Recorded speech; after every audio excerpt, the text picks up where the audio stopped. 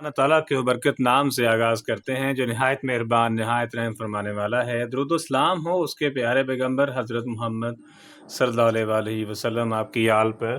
Dear student अस्सलाम वालेकुम। हमारे आज के लेक्चर में हम exercise 3.2 question number 3 question number 4 5 and 6 इंशाल्लाह समझने की कोशिश करेंगे। Let's start the question number 4। Note the statement of question number 4। Verify the commutative property of a union and intersection for the following pairs of the sets। यहाँ भी हमें तीन question दिए गए 1, 2 एंड 3। इन तीन क्वेश्चंस के अंदर स्टूडेंट हमने कम्यूटेटिव प्रॉपर्टी ऑफ यूनियन और कम्यूटेटिव प्रॉपर्टी ऑफ इंटरसेक्शन जो है वो वेरीफाई करनी है। So what is union, what is intersection हम समझ चुके हैं पिछले क्वेश्चंस में। हम एक कंसेप्ट पढ़ते हैं यहाँ पे, यूनियन जिसको हम यू के सिंबल से रिप्रेजेंट करते हैं और एक का इंटरसेक्शन जिसको हम वो रिवर्स यू कह लें या फिर ए के सिंबल से रिप्रेजेंट करते हैं। यूनियन में हम तमाम नंबर्स को इकट्ठा कर देते हैं, जबकि इंटरसेक्शन में हम ओनली कॉमन नंबर्स निकाल के आंसर में लिखते हैं। अब आते हैं स्टूडेंट हम कम्यूटेटिव प्रॉपर्टी की तरफ। What means commutative property? तो कम्यूटेटिव प्रॉपर्टी एक ऐसी प्रॉपर्टी है जिसके तहत हम इनकी जो सीक्वेंस है उसको चेंज करके आंसर्स को चेक करते हैं। Let's start the commutative property of the union. अब हमारे पास सेट दिए गए ए और बी, इन दोनों का अगर हम यूनियन करें तो स्टूडेंट ए यूनियन बी बन गया। अब कम्यूटेटिव प्रॉपर्टी क्या कहती है कि आप इसके आर्डर को चेंज करो, बी को पहले और यू को ए को बाद में रख के चेक करो क्या आंसर सेम आते हैं। अगर सेम आएंगे तो commutative property of the union apply होगी, वेरीफाई हो जाएगी, और अगर नहीं तो ये नहीं होएगी। Let's start A union B. आप इसको इकट्ठा भी सॉल्व कर सकते हो और लेफ्ट हैंड साइड और राइट हैंड साइड के कंसेप्ट को इस्तेमाल करते हुए भी हम इसको सॉल्व कर सकते हैं student. So let's start left hand side का फार्मूला हम दोबारा से रीराइट करते हैं और राइट करने के बाद हम इसकी वैल्यूज पुट करते हैं। ए 1 2 3 4 एंड 5। यूनियन है तो यूनियन का सिंबल मार्क करेंगे। बी तो बी का सेट जो है 4 6 8 एंड 10। उसके बाद स्टूडेंट यूनियन है तो यूनियन में हम क्या करते हैं, हम तमाम नंबर्स को इकट्ठा करके लिख देते हैं, लेकिन किसी भी एलिमेंट्स को रिपीट नहीं करने वाले। 1 2 3 4 5 6 8 and 10। Now the other side, now we solve the right hand side. B union A, formula लिखा और इसकी वैल्यूज को पुट करते हैं। B तो B की हम टर्म्स को लिखते हैं 4 6 8 एंड 10। यूनियन A तो A की वैल्यूज को यहाँ पुट करते हैं स्टूडेंट 1 2 3 4 5।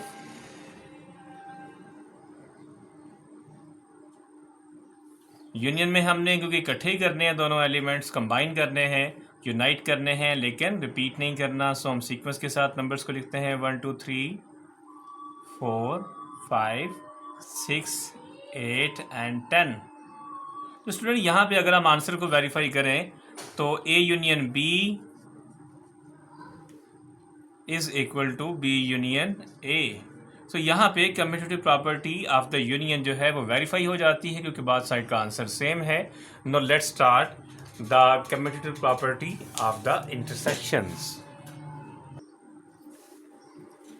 तो student commutative property with respect to intersections, A intersection B is equal to B intersection है। हमने सीखा, हम जस्ट सीक्वेंस को चेंज करके वेरीफाई करेंगे, इसी को कम्यूटेटिव कहते हैं।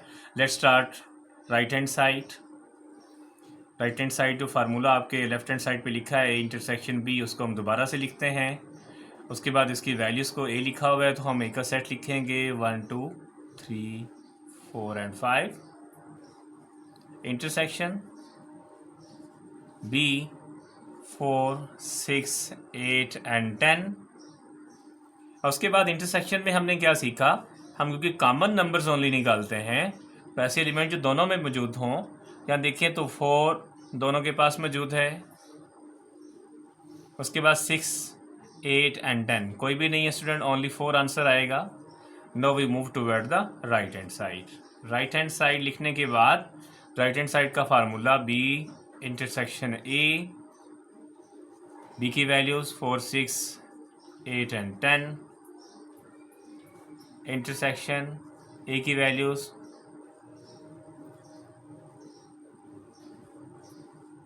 और उसके बाद हम दोनों में जो कॉमन नंबर्स है वो ओनली यहाँ भी 4 एग्जिस्ट करता है। बहुत साइड का आंसर देखें तो सेम है, सो हम लिखेंगे so verify commutative property with respect to intersection.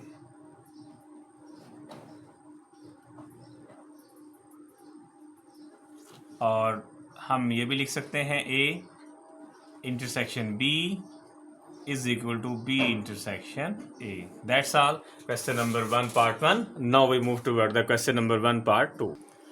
तो पार्ट 1 की तरह हम जस्ट हमारे पास सेट जो है वो चेंज है, बाकी हम क्वेश्चन वैसे ही रिपीट करेंगे। So commutative property with respect to union के लिए हमारा फार्मूला ये होगा। So let's start from the left hand side, A union B। यहाँ पे आपका ए सेट जो है, सॉरी यहाँ पे हमारा क्योंकि फार्मूला है जी, लेट्स स्टार्ट द, जैसा कि स्टूडेंट हम पार्ट 1 में सीख चुके इंटरसेक्शन और commutative property with respect to intersection and union. So let's start. हम इसके लिए फार्मूला लिखेंगे एन यूनियन जेड। यहाँ हमारे सेट के नेम भी यही हैं और सेट भी यही है। सो जेड यूनियन इंटरसेक्शन। अब यूनियन के लिहाज से हमने लिखा फार्मूला, अब इसकी वैल्यूज को स्टूडेंट पुट करते हैं। हम जानते हैं कि नेचुरल नंबर स्टूडेंट होते हैं ऐसे नंबर जो कि 1 से स्टार्ट होते हैं और यहाँ कोई लिमिट नहीं दी गई, पूरा सेट दिया गया है। और उसके बाद यूनियन जो है जेड सेट, हम जानते हैं स्टूडेंट ऐसे नंबर्स होते हैं इंटीजर्स जो कि 0 भी आता है, प्लस माइनस 1 भी आता है, प्लस वाले भी सारे नंबर, माइनस वाले भी सारे नंबर्स आएंगे। तो इसके जब हम आंसर्स में आएंगे, क्योंकि हमने यूनाइट करना है, तो देखें ये z जो ऐसा नंबर है जिसके अंदर ये आपका नेचुरल नंबर सारे का सारे ही एग्जिस्ट करता है। दैट मीन हमारा फाइनली आंसर क्या होएगा, यही सारा सेट उठा के हम आंसर में लिखेंगे 0 + -1 + -2 + -3 एंड द सो ऑन। तो ये जो फाइनली सेट है इसका नाम क्या था, z। तो हमारा जो n यूनियन z का आंसर आ रहा है वो आ रहा है z। Now we move toward the left hand side, right hand side. अब हम राइट हैंड साइड के फार्मूले को सॉल्व करेंगे। जस्ट हम ऑर्डर को चेंज करेंगे, z पहले आ जाएगा और नेचुरल नंबर्स बाद में। z का सेट हम लिखेंगे स्टूडेंट 0,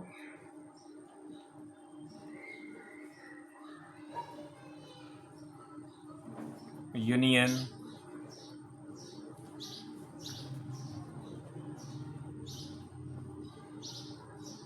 अब हमने इनको यूनाइट करना है। तो देखें यहाँ ये जो आपके 1, 2, 3 हैं ये इस नंबर्स के इस सेट के पास भी एग्जिस्ट करते हैं।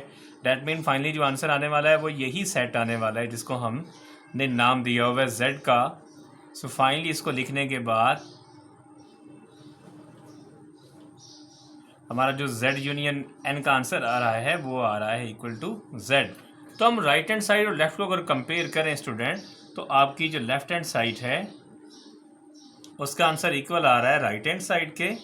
दैट मीन आपका जो commutative property with respect to union है वो वेरीफाई हो रही है यहाँ पे, क्योंकि आपके बाद साइड का आंसर सेम आ रहा है। सो आप इस तरह से लिख सकते हो, आप ये भी लिख सकते हो। So verify commutative property, verify commutative property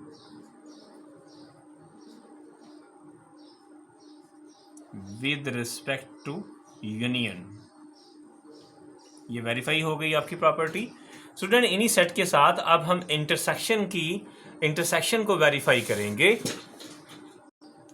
तो इंटरसेक्शन के लिए अब हम जब कम्यूटेटिव प्रॉपर्टी का फार्मूला लिखेंगे तो क्या लिखेंगे स्टूडेंट, नेचुरल नंबर्स का सेट इंटरसेक्शन इंटीजर्स का set is equal to, order change करेंगे क्योंकि यही तो हमने वेरीफाई करना है, इसी को कम्यूटेटिव कहते हैं।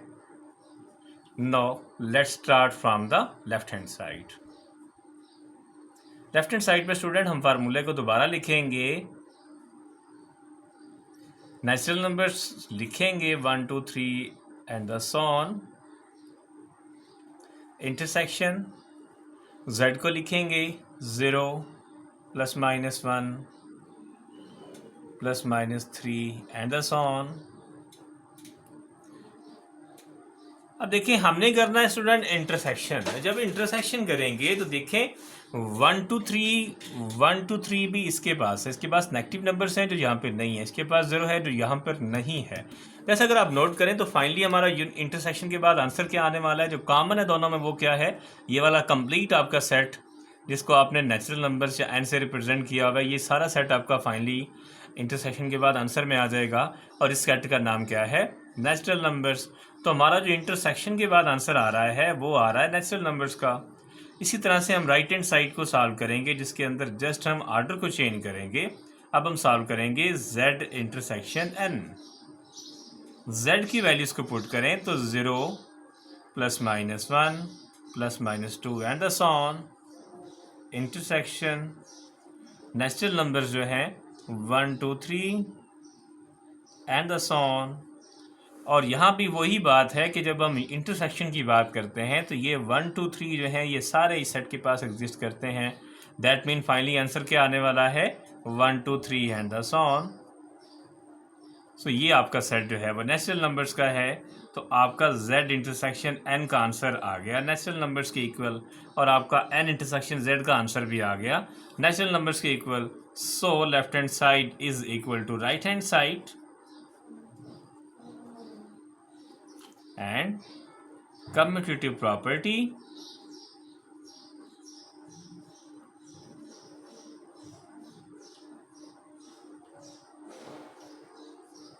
with respect to intersection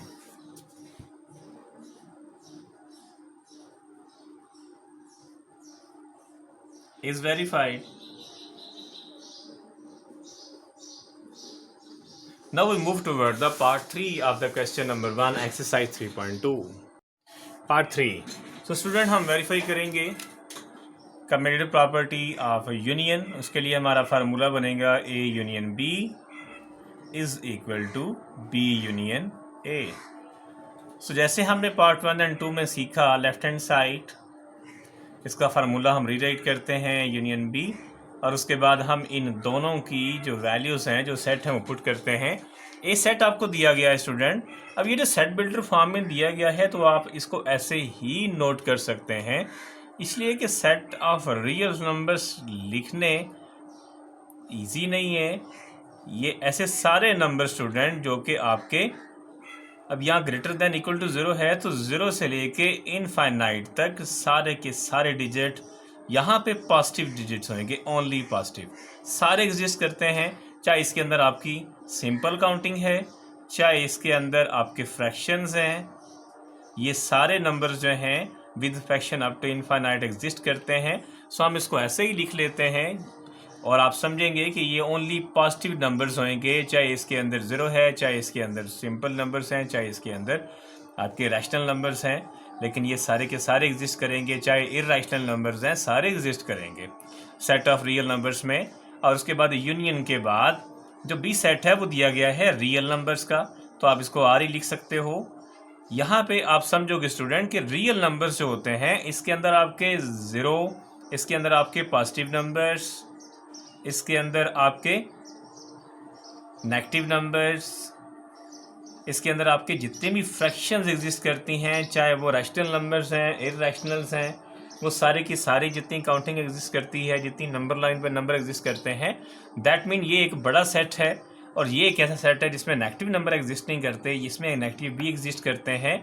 इसी कंसेप्ट को ज़हन में रखते हुए आप हम सेट को हम लिखने की बजाय इनको जैसे लिखा हुआ है वैसे ही लिख सकते हैं. और जब आंसर्स में आएंगे तो याद रखें स्टूडेंट, जब यूनियन की बारी आएगी तो यूनियन में क्योंकि हमारा दोनों सेट्स कंबाइन हो जाते हैं.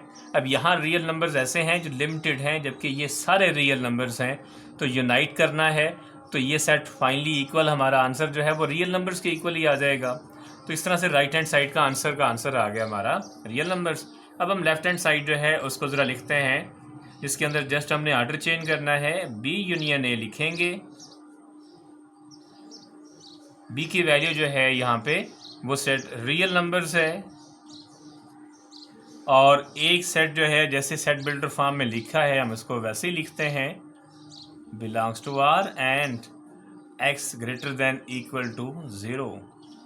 अब यहाँ भी सिमिलर कंसेप्ट स्टूडेंट हम यूज़ करेंगे, क्योंकि यूनाइट में हमने यूनाइट इकट्ठा कर देना है, और आपका जो ए सेट है रियल नंबर जो लिमिटेड है ग्रेटर देन इक्वल टू 0 वाला, जबकि इस साइड पे सारा रियल सेट है, तो ये सेट इस रियल सेट के अंदर ही एग्जिस्ट करता है। सो हम इसके अंदर क्या करेंगे, हम इसका फाइनली आंसर आर ही लिख देंगे, इसलिए कि ये फाइनली आर के इक्वल ही आएगा। सो आप नोट करें तो दोनों साइड का answer equal to real set आता है। दैट मीन आपकी कम्यूटेटिव प्रॉपर्टी यहाँ एग्जिस्ट करती है, होल्ड करती है। सो कम्यूटेटिव प्रॉपर्टी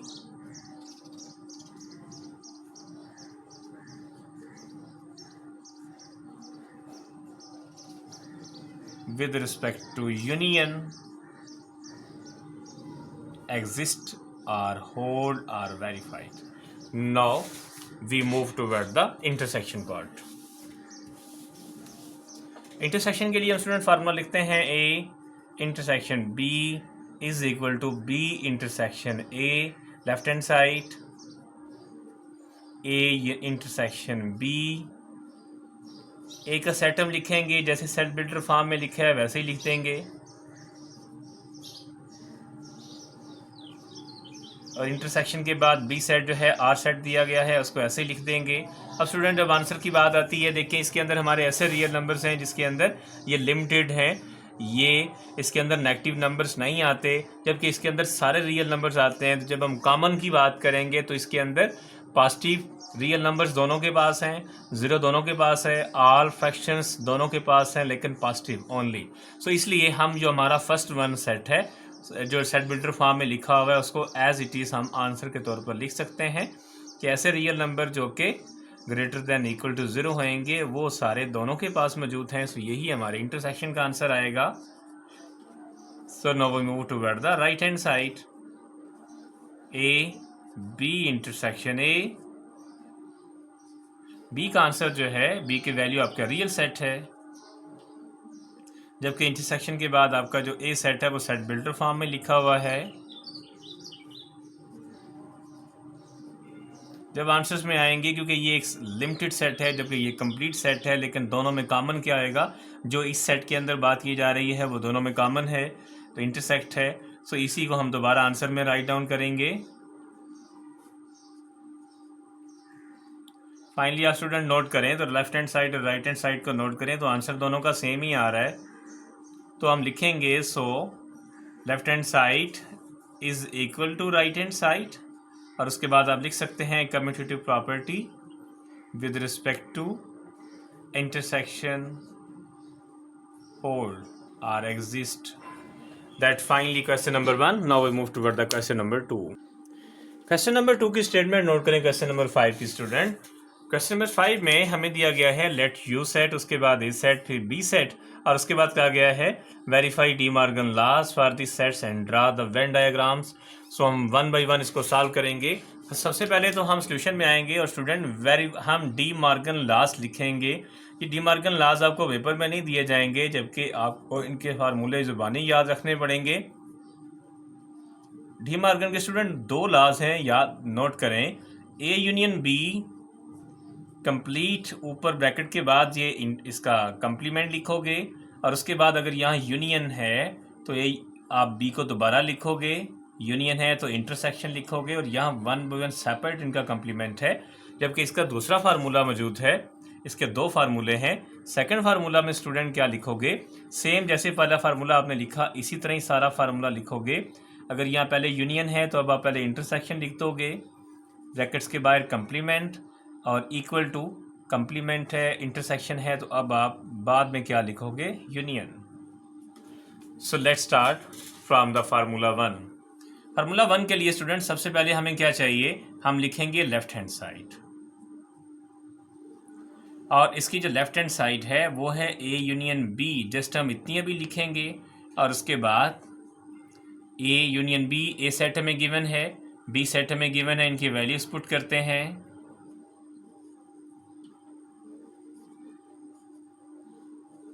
उसके बाद यूनियन है, बी सेट आपको गिवन है,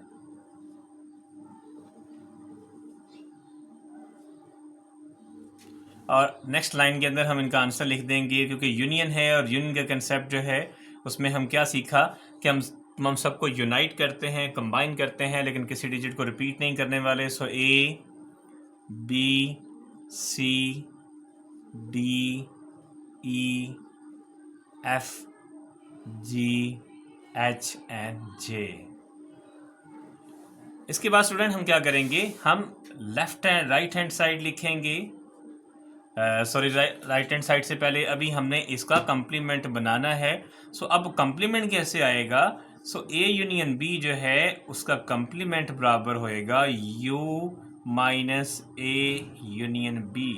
यहाँ यू सेट भी हमारे पास है स्टूडेंट, और ए यूनियन बी का अभी हमने आंसर रिसेंटली फाइंड किया। सो यू सेट लिखते हैं, यू सेट है ए से लेकर जे तक सारी ए बी सी है, A B C D E F G H I and J. Minus के साथ हमने अभी जो आंसर फाइंड किया A B C D E F G H and J. अब जब हम आंसर में आएंगे स्टूडेंट, याद रखें कंप्लीमेंट का आंसर कैसे आता है। दो मेथड हैं, एक तो ये कि आप दोनों के कॉमन डिजिट्स को मार्क कर लो, डॉट लगा लो, जैसे ए दोनों के पास है, बी दोनों के पास है, सी दोनों के पास है, डी दोनों तरफ है, ई बी दोनों तरफ है, एफ भी दोनों के पास है, जी भी है, एच भी है, और फिर जे भी है। तो देखिए आपके फर्स्ट सेट के अंदर स्टूडेंट एक डिजिट बचा है जो दोनों के पास नहीं है, वो है आई। आप उठाएं आई को और आंसर्स में लिखते हैं।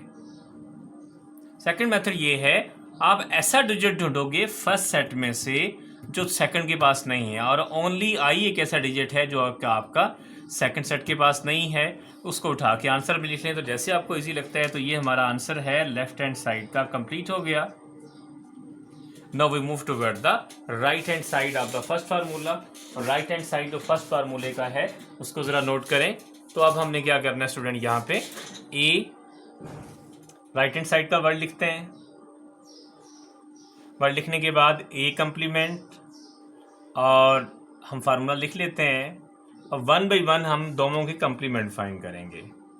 ए complement means U minus A, U set complete लिखेंगे स्टूडेंट यहाँ पे, जो कि हमारा ए से लेकर आई जे तक सारी ए बी सी है, A B C D E F I F G H I and J. और उसके बाद माइनस के साथ हम ए सेट लिखेंगे, जो कि हमारे पास A B C D G H है। वही कंसेप्ट जो अभी हमने सीखा कि जो दोनों के पास मौजूद हैं उनको मार्क करेंगे। स्टूडेंट हमने क्या सीखा, जो दोनों के पास है उनको मार्क कर लें। अब देखें ए दोनों के पास है, बी है, फिर सी भी है, फिर डी है, फिर देखें तो जी दोनों के पास है, फिर एच है। अब देखें वो जो दोनों के पास नहीं है, ई देखें दोनों के पास नहीं है, तो आप क्या करोगे, ए कंप्लीमेंट का जो आंसर लिख रहे हो उसके अंदर आप ई को लिख लोगे। ई के बाद देखें तो आपका एफ बी इधर नहीं है, इसको मार्क नहीं किया, आपका एफ ही आ गया। फिर देखें तो आई और जे दोनों नहीं है, आई एंड जे।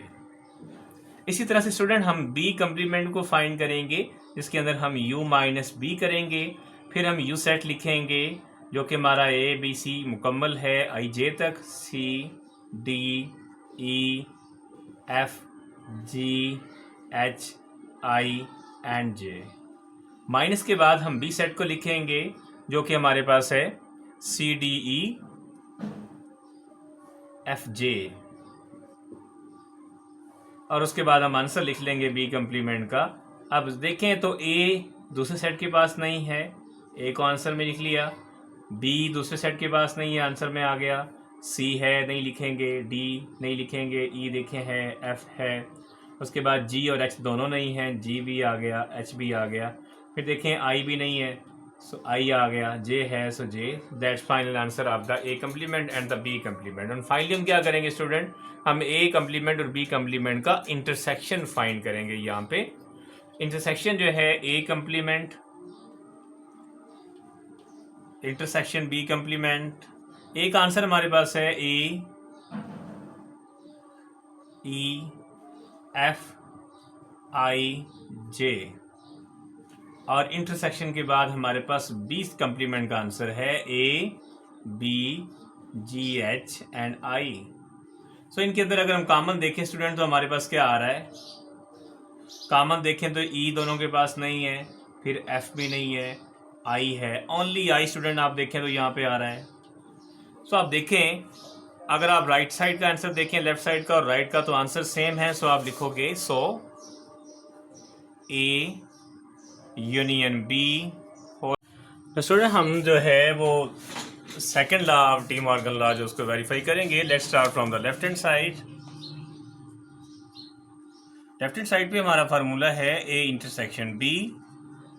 हम इसके वैल्यूज को पुट करेंगे। ए सेट हमें गिवन है A B C D G and H, जबकि इंटरसेक्शन के बाद हमें जी सेट गिवन है C D E F and J.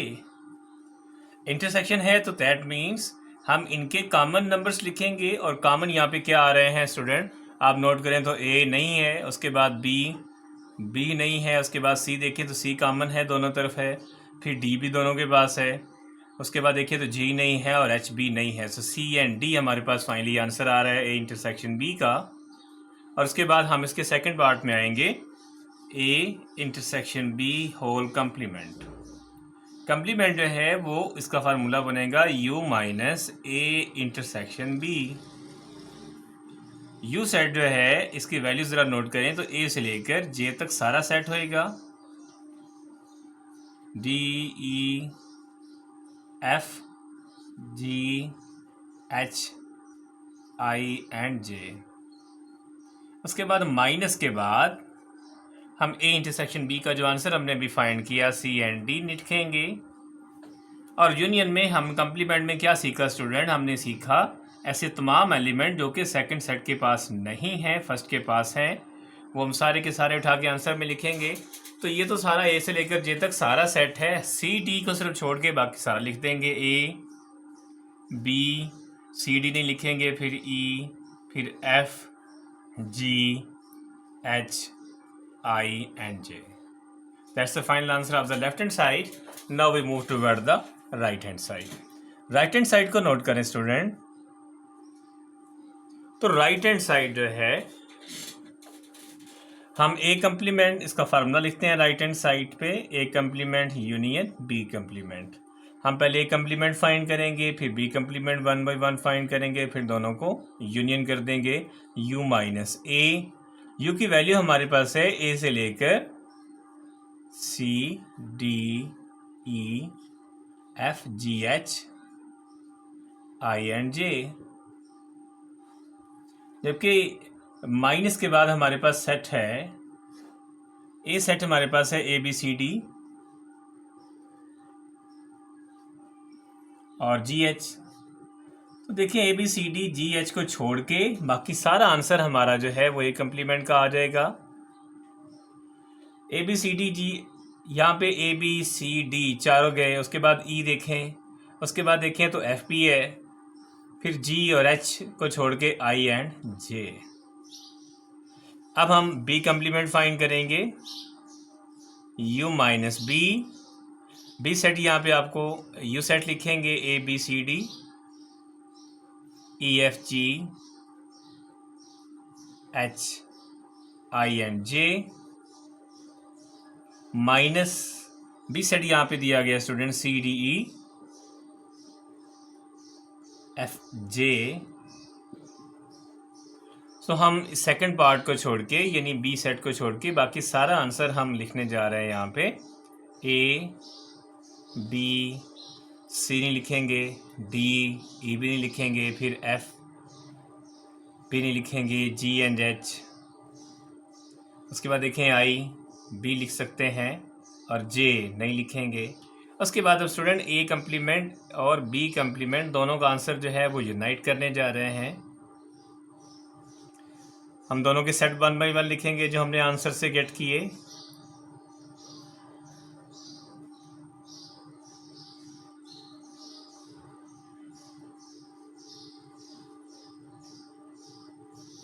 अब हम दोनों को यूनाइट करेंगे और सीक्वेंस के साथ आंसर लिखेंगे ए बी। उसके बाद देखें तो सी और डी दोनों नहीं हैं, और उसके बाद E F G H I and J. तो आप नोट करें स्टूडेंट, लेफ्ट हैंड साइड और राइट हैंड आंसर दोनों के अंदर सी डी और सी डी नहीं है। That means so prove the De Morgan second law.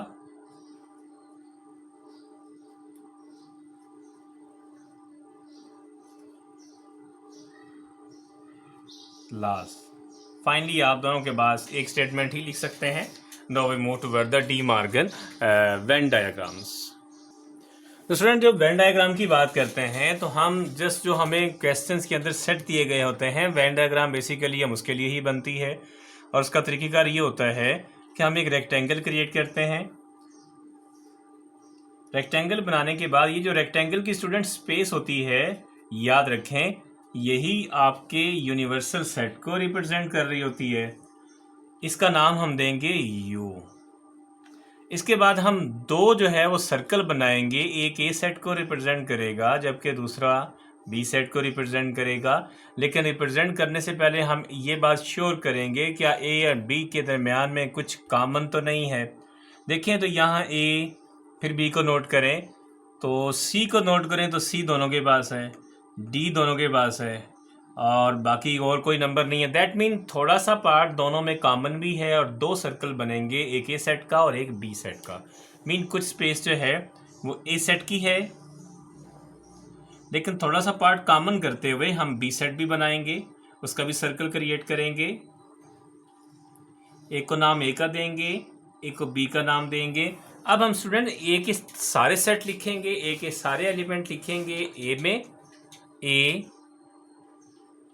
B, अब जो कॉमन है देखिए सी डी दोनों के पास कॉमन है, वो कॉमन स्पेस में लिखे जाएंगे। बाकी सी डी के बाद देखें तो आपका जी और एच बच गया ए के पास।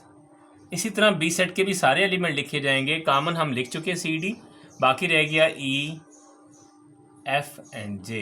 ये लिखने के बाद अब हम नोट करेंगे कोई ऐसा एलिमेंट ओके अभी भी बाकी है यूनिवर्सल सेट के साथ कंपेयर करेंगे। देखें तो ए लिखा गया, बी है, सी डी भी हो गया, ई ये लिखा हुआ है, एफ जी, उसके बाद जी, उसके बाद एच, उसके बाद आई एंड जे। आई देखें नहीं है, जे भी मौजूद है, तो जो नहीं लिखा हुआ उसको हम बाय लिख देंगे। That's the complete of the De Morgan. अब ये वेन डायग्राम बन गई है, लेकिन ये क्वेश्चन के लिए बनी है। अगर आपको इन लॉस के लिए कहता है कि आप इसको वेरीफाई करें, तो हम फर्स्ट एंड सेकंड लॉ दोनों के लिए इनको हाईलाइट कर सकते हैं। कैसे? हम फर्स्ट लॉ के लिए जो हमें ऊपर लिखा हुआ है आंसर स्टूडेंट, इसके लिए हम सेम वेन डायग्राम क्रिएट करेंगे। क्रिएट करने के बाद जल्दी से हम बना लेते हैं। एक सर्कल बन गया, आपका सेकंड सर्कल बन गया, नाम दोनों के दे दिए। इनके अंदर जैसे लिखा हुआ है एलिमेंट हम जल्दी से लिख लेते हैं, A B G H C and D E F and J, universal set और आई। अब फर्स्ट का आंसर देखें तो इसमें सी डी को छोड़ के बाकी सारी स्पेस है। सो आप सी डी को छोड़ के स्टूडेंट सारी स्पेस को हाईलाइट करेंगे, यानी आप अपने आंसर को हाईलाइट करेंगे। इसमें आंसर में सी डी नहीं आ रहा तो सी डी को छोड़ दोगे स्पेस को, बाकी सारी स्पेस हाईलाइट कर दोगे और ऊपर मेंशन करोगे वो फार्मूला जो ऊपर लिखा हुआ है, A union B is equal to A and B. और इसी तरह से स्टूडेंट जब हम सेकंड के लिए क्रिएट करेंगे हम, तो जल्दी से हम यही वेन डायग्राम दोबारा से क्रिएट करेंगे। ए बनाएंगे, बी की स्पेस बनाएंगे, ए लिखेंगे, बी लिखेंगे, यू लिखेंगे, आई लिखेंगे, A B G and H C and D E F and J. अब देखिए आंसर क्या है सेकंड का आई।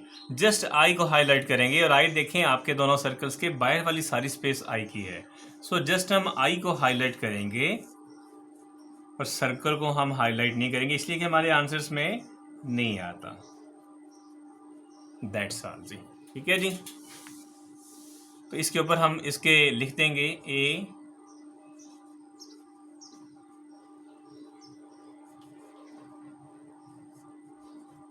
और इसका आंसर भी लिख सकते हैं दोनों साइड का जो आया था आई। सेपरेटली भी लिख सकते हैं, लेफ्ट हैंड साइड के लिए, राइट के लिए, फिर फाइनल आंसर के लिए। दैट्स हमने एक जनरल लिख दी। उसके बाद हमने कंप्लीट फार्मूले का जो आंसर आ रहा है उसके लिए हमने दोनों के लिए कंबाइंड 2 वेन डायग्राम बना दी। That's all. ये मान अल्लाह हाफिज़।